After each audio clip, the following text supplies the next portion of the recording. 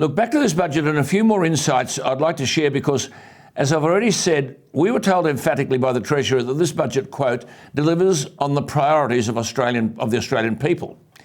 Now, is that so? I wonder if anyone in the pub tonight thinks it's a priority to spend $43 billion more than you get in.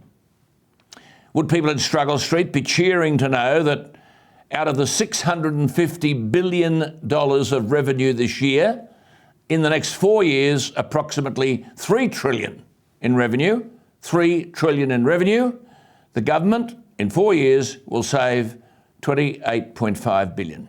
$28.5 billion. You may as well not bother. Far from improving the bottom line, these economic wizards have worsened it. Swallow this. The gap between future spending and tax receipts across the next 10 years runs at approximately, the gap, $50 billion every year for 10 years. And these people are running the show. It surely proves that the political talent pool is very shallow. A $50 billion shortfall every year. Is this delivering on the priorities of the Australian people? Jim Chalmers has been softening up the electorate for weeks with his pessimistic predictions. Last night it was a catalogue of problems, but there were no solutions. All the bloke at the pub wants to know is what is happening to his wages, given the election promise that only Labor has a plan to get wages moving. As I said earlier, they didn't tell us that meant moving backwards. The Health Minister, Mark Butler, in talking about $135 billion for health and aged care this year, 135,000 million, said he made no excuses for putting a priority on better services as the Health Minister. Well, perhaps the Health Minister might explain why the government's regulator, the Professional Services Review, examines only about 100 cases every 12 months of fraud and inappropriate billing, which is 0.07% of the 150,000 medical professionals the regulator is supposed to be monitoring. What does the Health Minister mean when he talks about a priority on better services? Who's managing our money?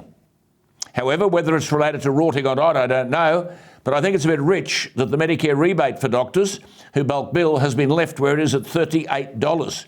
I'm not too sure how many of us would perform such a specialist function for $38. But credit to the government, there is a massive shortage of rural doctors. They'll now be paid up to $10,500 a year more via a $74.1 million incentive program that forms the centrepiece of Labor's spending commitments on rural health. Now, this is money well spent.